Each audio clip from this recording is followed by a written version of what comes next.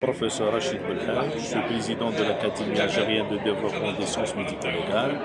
En même temps aussi, je suis le chef de service métier légal au CHU Mustapha.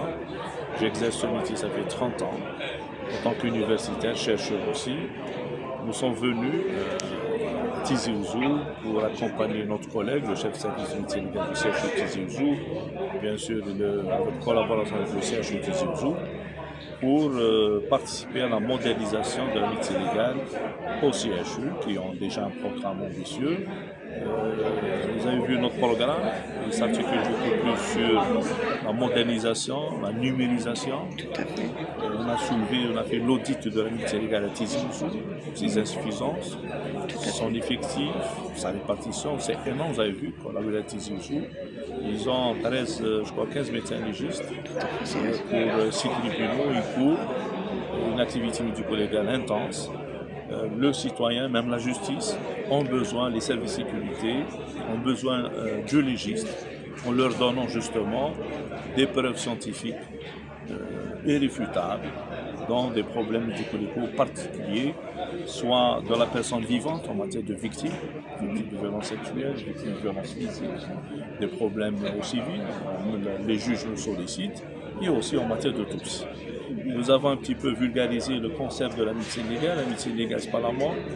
Le médecin légiste, ce n'est pas l'autopsie. Il y a beaucoup d'activités ne prennent en charge beaucoup plus les victimes de violences. Ça représente 80% de notre activité, 20% pour l'autopsie, qui n'est pas un métier facile. Il nous faut des moyens humains, matériels, des infrastructures. Ce que nous avons constaté à Tizi Ouzou, c'est que dommage, comment en matière de pratique d'autopsie, ils n'ont pas les moyens, ils travaillent dans des conditions difficiles, ils ont un effectif, une expérience et une volonté.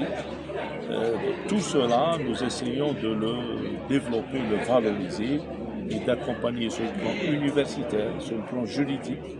On a expliqué que la médecine légale actuellement, elle a un encadrement juridique à travers la loi sanitaire 2018.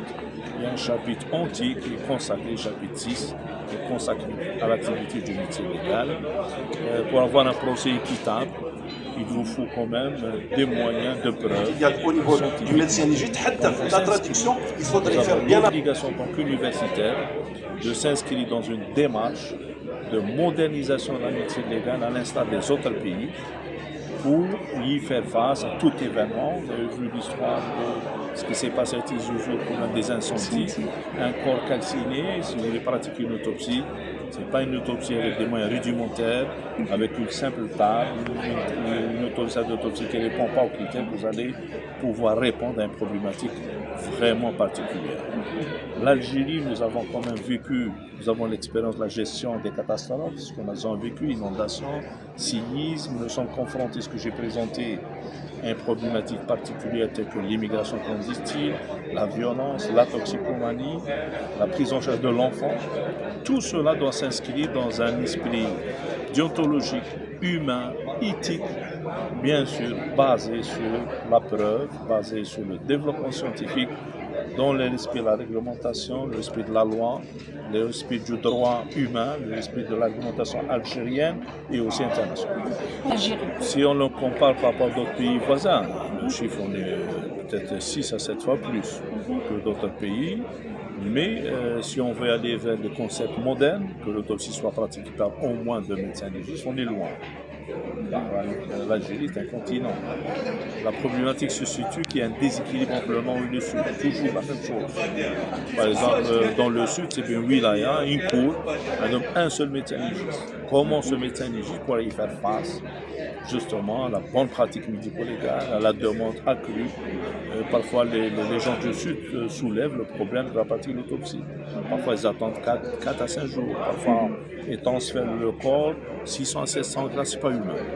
Ce que je l'ai dit à l'introduction, si on veut développer nos programmes de santé, si on veut réussir nos programmes de santé, notamment en matière de prélèvement d'organes et tissus, notamment encéphaliques, il faut quand même accompagner les citoyens. Il faut que nos établissements de santé puissent avoir une politique d'humanisation des infrastructures de santé.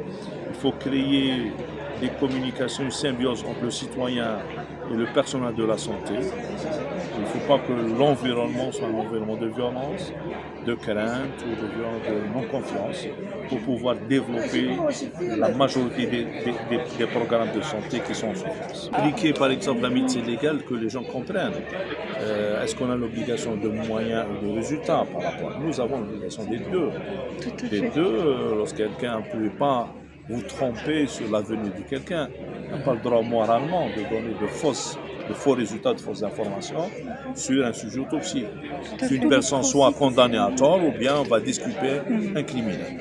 C'est-à-dire l'ampleur, la médecine légale dans la majorité des pays donne une importance particulière à cette science qui elle est là que d'accompagner justement les services de justice, de sécurité, même parfois des humanistes sur des situations un petit peu particulières où ils ont besoin de la veille d'un expert. Maintenant, on ne parle plus de l'expert en tant qu'individu tout seul. C'est tout un mécanisme, c'est un collectif d'experts, un collège d'experts, mais avec beaucoup de moyens scientifiques récents dans la numérisation. Et l'intelligence. Il y a un problème de formation, de sensibilisation, mentalité et aussi un problème juridique. Je regrette quelqu'un qui refuse de faire bien son travail, il faut appliquer sur lui la réglementation pour l'avoir formé, sensibilisé, accompagné, ça devient un refus.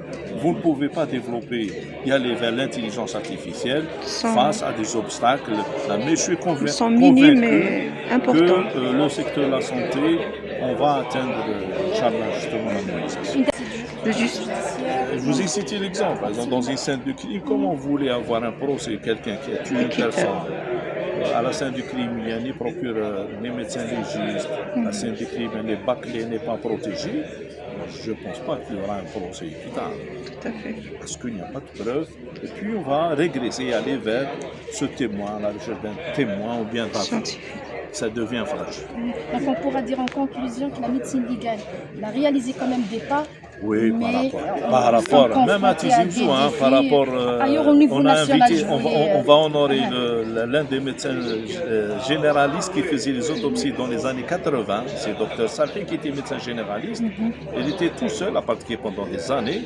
Maintenant, en 2025, à Tizi-Ouzou, il y a 15 médecins légistes. Allah, c'est déjà un grand.